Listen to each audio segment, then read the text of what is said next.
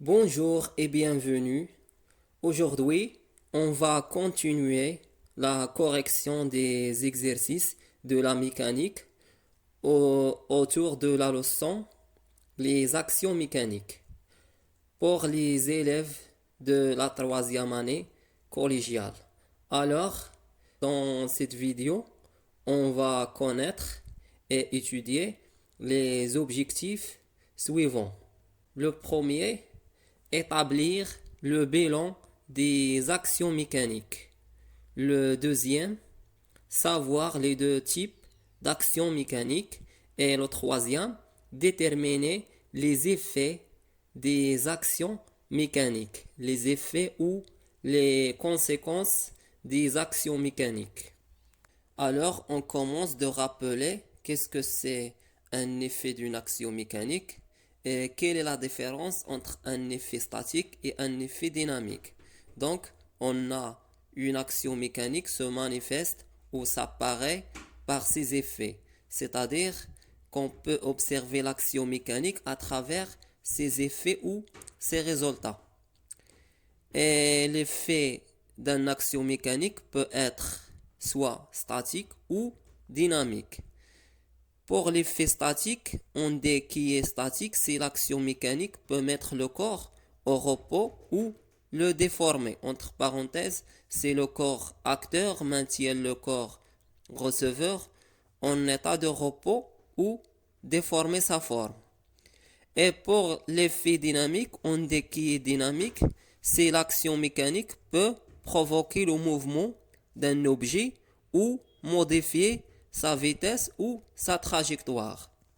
Et pour bien comprendre, je vous donne quelques exemples. Pour l'effet statique, exemple 1, le fil exerce une action sur la boule. Dans cet exemple, le fil maintient la boule en repos sans tomber vers le bas. Ou le fil empêche la boule de tomber vers le bas. Donc l'effet est statique. Exemple 2, une fille exerce ou applique une action sur la pâte à modeler. Donc, puisque la fille déforme la forme de la pâte à modeler, l'effet est statique. Exemple 3, la main d'un archer. Qu'est-ce que c'est l'archer? L'archer, c'est la personne qui utilise la corde d'arc. Donc, la main d'un archer exerce une action sur la corde d'arc. Donc, puisque la forme d'arc est déformée, l'effet est statique. Exemple 4, une table exerce une action sur le livre. Puisque la table empêche le livre de tomber vers le bas et le conserver dans un état de repos, on dit l'effet de table sur le livre est statique. Maintenant, pour l'effet dynamique, exemple 1, le pied de joueur exerce une action sur le ballon. C'est un effet dynamique car le pied de joueur provoque le mouvement du ballon et modifie sa trajectoire. Exemple 2, le marteau exerce une action sur le clou. C'est un effet dynamique car le marteau provoque le mouvement du clou et change sa trajectoire. Exemple 3, le vent exerce une action sur la planche à voile. C'est un effet dynamique parce que le vent modifie la vitesse et la trajectoire du voile. Exemple 4, la Terre exerce une action sur le ballon. C'est un effet dynamique aussi car la Terre tire vers elle le ballon, c'est-à-dire provoque le mouvement du ballon. Alors, on commence comme d'habitude par la lecture de l'exercice. On a l'exercice 17, la page 99 du manuel étincelle. Sous le titre plusieurs actions mécaniques dans un même système. On considère le système schématisées dans le document ci-contre. Question 1. Établir le bilan des actions mécaniques qui s'exercent sur la barre. 2. Pour chaque action précise, il est de contact ou à distance. B. Localisé ou réparti. Question 3. A. Quelles sont les actions mécaniques qui s'exercent sur le corps S? B. Quel est l'effet de l'action du fil sur le solide S? Question 4. On coupe le fil. A. Qu'arrive-t-il au corps S? B. Quelles sont les actions qui s'exercent sur le corps S dans ce cas? La correction. Question 1. Établir le bilan des actions mécaniques qui s'exercent sur la barre. Donc, comme on a déjà dit, pour répondre à la question d'établir le bilan, il doit premièrement déterminer le système étudié. Et quel est le système étudié d'après la question? D'après la question, on va déterminer ou établir le bilan des actions mécaniques qui s'exercent sur la barre. Donc, la barre est le système étudié. Deuxième étape, on passe à déterminer les actions mécaniques qui s'exercent sur la barre.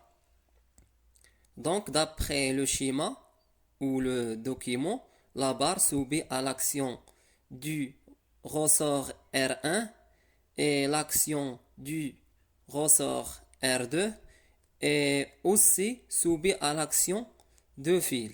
Et toujours, on a l'action de la gravité terrestre, car la Terre exerce sur tous les objets qui se trouvent sur elle une action mécanique d'attraction, ce qui explique pourquoi tous les corps tombent vers le bas s'il n'y a pas une autre action mécanique qui empêche la gravité terrestre. Question 2. Pour chaque action précise, il est de contact ou à distance. Donc, l'action du ressort R1 est de contact. Pourquoi? Parce qu'il y a un contact entre la barre et le ressort. Et la même chose pour l'action de ressort R2 et de contact. Et aussi, puisqu'il y a un contact entre le fil et la barre, on dit que l'action est de contact. Et pour l'action de gravité terrestre est à distance. Pourquoi?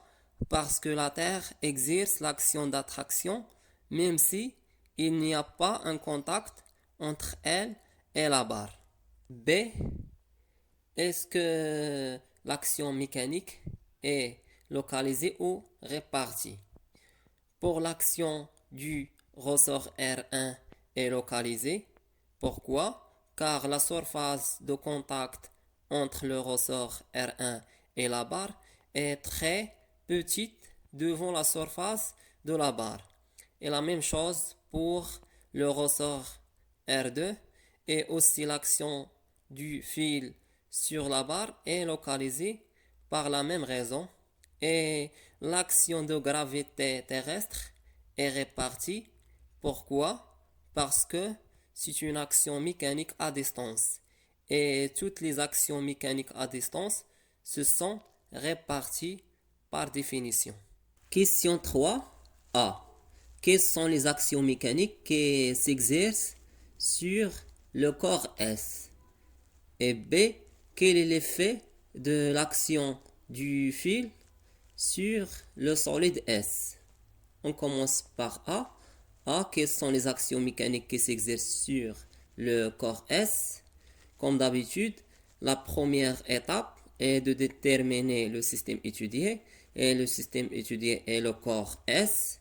La deuxième étape, le système S est subi à l'action du fil. Donc, on a l'action du fil. Et on a l'action de gravité terrestre. Question B. Quel est l'effet de l'action du fil sur le solide S? Le corps est immobile, donc le fil exerce une action mécanique sur le corps S. Cette action a pour effet mettre le corps S au repos, entre parenthèses, en équilibre. Alors, on dit que l'action du fil sur le solide S est statique. Question 4. On coupe le fil. A. Qu'arrive-t-il au corps S? B. Quelles sont les actions qui s'exercent sur le corps S dans ce cas? A. Qu'arrive-t-il au corps S? Lorsqu'on coupe le fil par un ciseau ou un outil quelconque, le corps S tombe vers le bas. Donc, le corps S est tombé vers le bas, vers la surface de la Terre. B. Quelles sont les actions qui s'exercent sur le corps S dans ce cas? Dans ce cas, le corps S est soumis seulement à l'action de la gravité terrestre. Finalement, il y a une remarque. On néglige généralement dans ce niveau de la troisième année collégiale l'action de frottement d'air devant la gravité terrestre. En réalité, l'air qui nous entoure applique ou exerce une action mécanique sur le corps S. Dans notre cas et dans tous les cas dans notre vie quotidienne. Mais dans ce niveau, on considère que cette action comme n'existe pas. Pourquoi? Parce que cette action, sa valeur est très petite et pour cela, on peut considérer négligeable devant l'action de gravité terrestre. Et enfin, je vous remercie de votre attention et à bientôt.